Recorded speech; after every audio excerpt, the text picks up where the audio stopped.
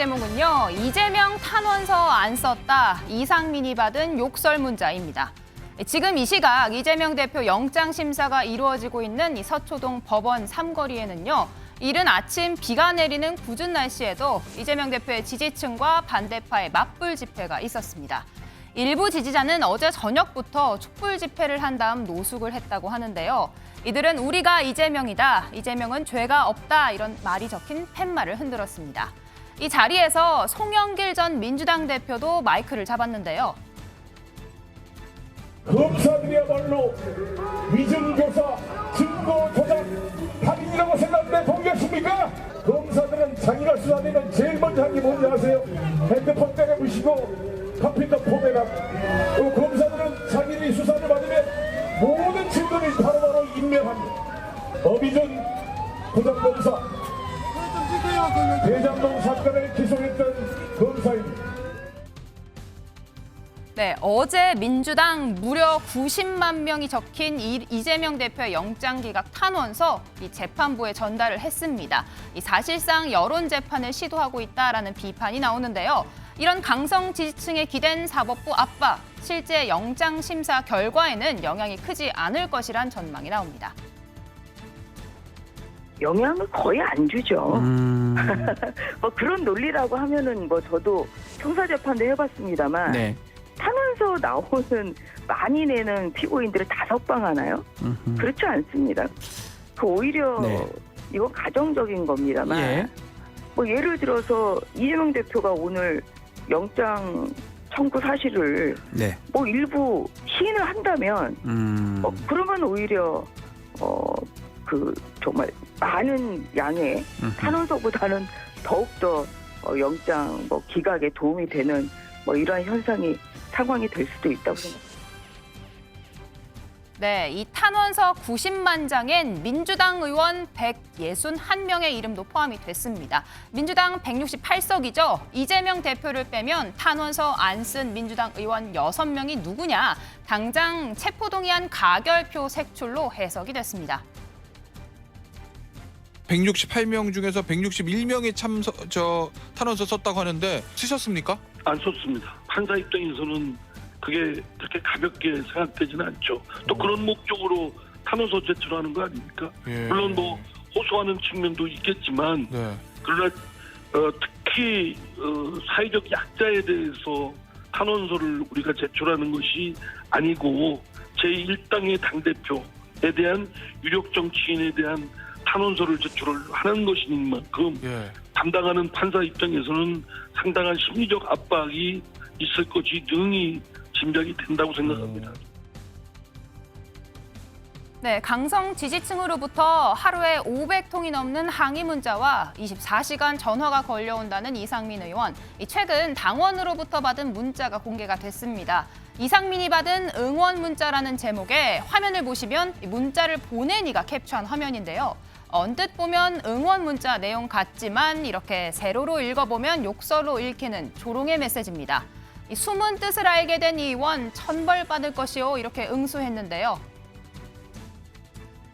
제가 무슨 당을 해당을 끼칩니까? 당의 근본 가치를 지키고 당이 지향하는 민주주의와 인권을 앞장서서 하려고 하는 사람이고요. 색출이라든가 또는 어떤 국회법상 비밀 무기명 투표로 되어 있는 걸 너는 무슨 가결했냐, 부결했냐 이렇게 압박을 하고 요구하고 하는 물상식한 행태가 있는 건 더불어민주당이 공산당입니까? 그건 말이 안 되는 거고요. 네. 그거는 민주주의 교육을 좀 받아야 될 사람들이 대거 그 더불어민주당에 돌아서 오염시키고 있다.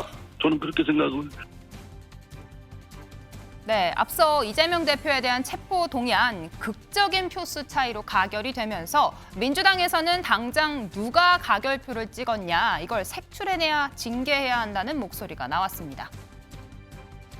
검찰과 윤석열 정권에 노란한 민주당 가결파들의 폭거도 기가 막히고 같은 당 국회의원들이 자기 당 대표를 팔아먹었습니다. 적과의 동침입니다. 용납할 수 없는 명백한 해당 행위에 대해서는 전 당원의 뜻을 모아 상응하게 처리될 것입니다. 전체 가결에 대한 해당 행위로 규정하고 많은 그런 것에 대한 조치의 요구가 있고요. 그동안 이제 발언 그리고 당에 해를 끼치는 행위 이런 여러 가지에 대해서 절차를 만들어 나갈 수밖에 없습니다.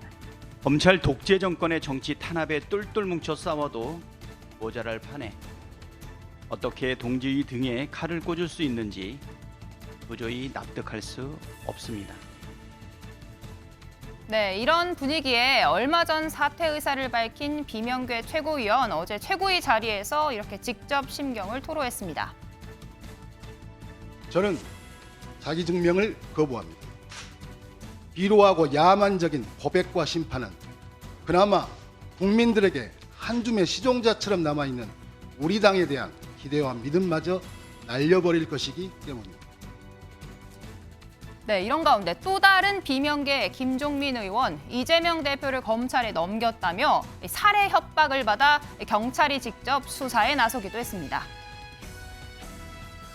네, 오늘 김 의원은 격려와 응원을 보내는 이들의 메시지도 굉장히 많다면서 이렇게 직접 받은 문자들을 공개하며 강성 지지층의 협박에 굴하지 않겠다라는 뜻을 드러냈습니다.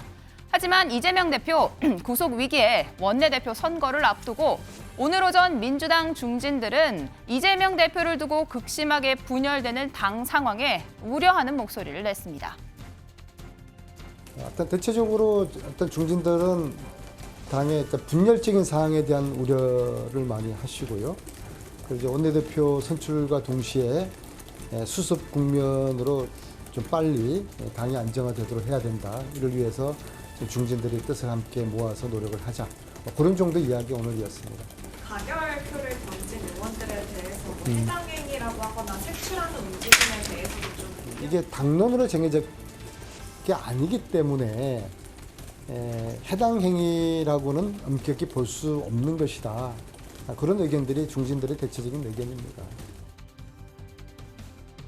네, 김재현 최고위원님, 먼저 송영길 전 대표, 이재명 대표가 법원에 도착을 하자 집회용 트럭에 올라가서 아까 보신 대로 연설을 했습니다. 이 자리에서 윤 대통령 부부가 검찰 포토라인에 서는 모습을 상상해보자 이런 발언을 했거든요. 야당 대표가 지금 영장심사를 받는 자리에서 이런 발언 어떻게 보셨습니까? 일단은 지금 뭐 비상식적인 발언을 넘어서서 지금 이성을 잃은 발언이죠. 그리고 송영길 대표 본인도 지금 제가 보기에는 상당히 사법 처리를 엄하게 받아야 될 그런 입장이잖아요.